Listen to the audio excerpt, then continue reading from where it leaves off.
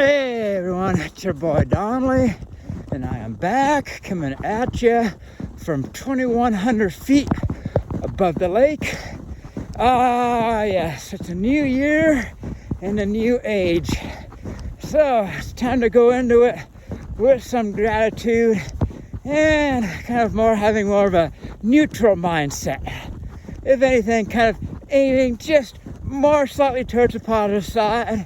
And I will get to what I mean by that. So, first things first, I'm just kind of reminiscing on the fact that 30 years ago today, when I was in my late teens, I would be doing this by means of having two giant planks on my feet. Yep, skiing at Alpental.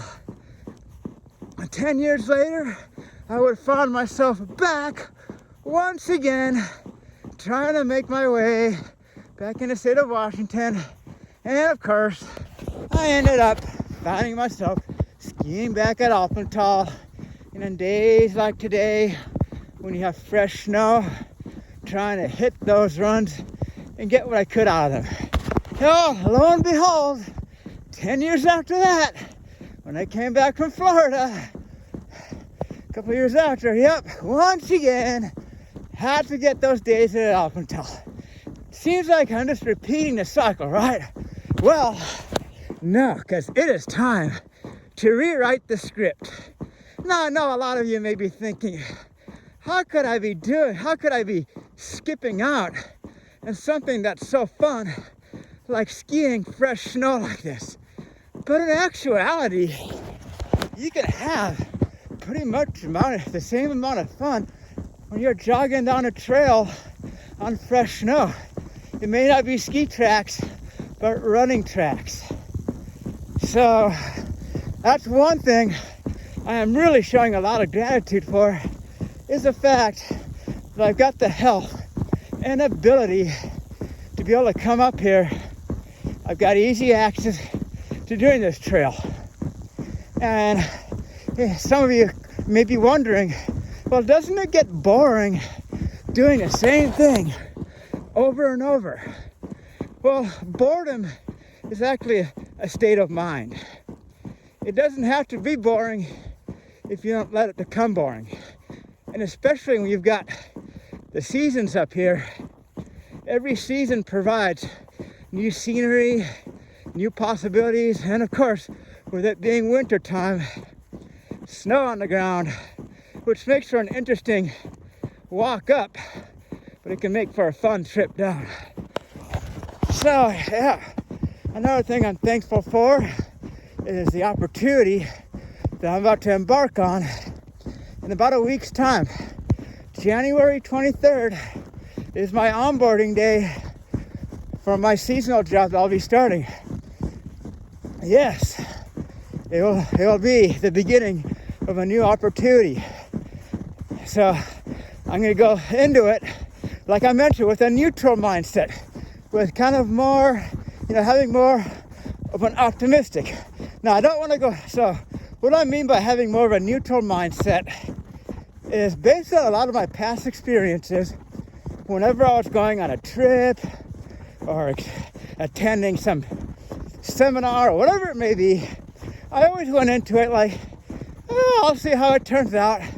It could be interesting, but I didn't go into it with a negative attitude. I didn't go into things like, I'm going to get so bored, or what am I going to do when I stay the night at my friend's house, like back in grade school?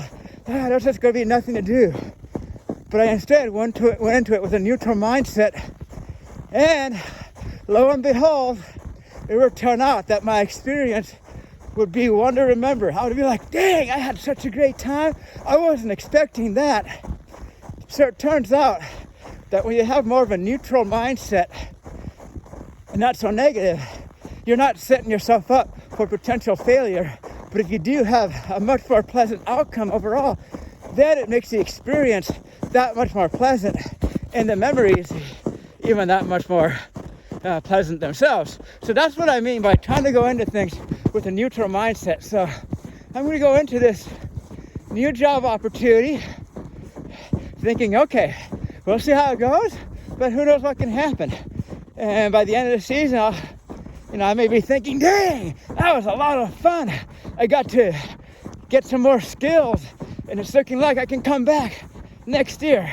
I don't want to be thinking, oh, whatever this turns out to be, a one and done deal. So neutral mindset, but kind of leaning more towards the optimistic side. Okay, so aside from that, yeah, that was a big thing I wanted to say. Another update is, no, I'm not giving up on my data analytics journey.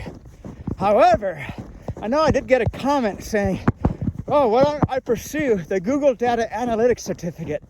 And I've actually completed that course on Coursera, but I'm actually redoing my project from the beginning. And for all of you out there who may be trying to pivot into a new career, or especially if any of you out there maybe happen to want to be an analyst and you have a minimal to zero working experience, do not underestimate the power of your portfolio. Because over the past couple of weeks, I have realized that I have spent more time and overcome more challenges on my current portfolio project than I did during a project I worked on for my internship, my business analyst internship I did a couple of summers ago. Yeah, I kid you not. And I'm not even close to being done with it. By the time I include all the data preparation, creating a PowerPoint report, making a dashboard with Tableau, I will have probably spent almost double the amount of time that I spent working on my internship project. How crazy is that? Now, some of that is due to the fact that I am using Python pandas, which I really haven't taken any courses on. So that's probably why it's taking me a lot longer. But I want to see how good I can do without having really much in the way of any course, taking any courses or any training using Python pandas. And then I'm going to be using Analyst Builder. It's a website that was created by, he goes by the YouTube name Alex the Analyst. I'm going to take his pandas for data analysis and see how more quickly I can do my next project using Python pandas. But the point is, you can overcome challenges, difficulties, and other factors in a portfolio project than, say, depending on whatever kind of internship you did or so forth. So that's something else I wanted to share with you guys. And of course, yep, my working days at my deli clerk job are winding down.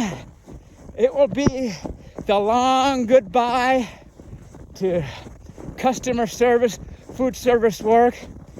So basically, there are many things to be grateful for. So I kind of wanted to make this video to kind of start off on a good foot, but just kind of showing some gratitude as I begin my final year in the first half, in the first century of my life. First half century. So I've got 1 year to make the most of it. So that's what I'm going to try to do, guys. So with that being said, my hands are starting to get a little cold.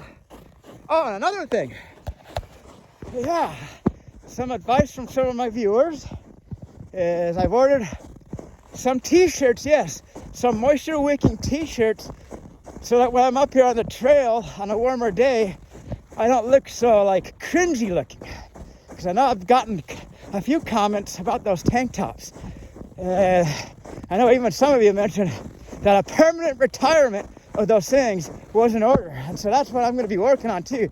Because yeah, as my stepdad, so there's two sayings that my stepdad would always tell me. That the first one being, winning isn't everything, it's the only thing. But another one that he would say, probably just as important, is image is everything. Meaning it's how you dress, how you present yourself, your hair, and so forth. Image is everything. That was another big saying from my second stepdad.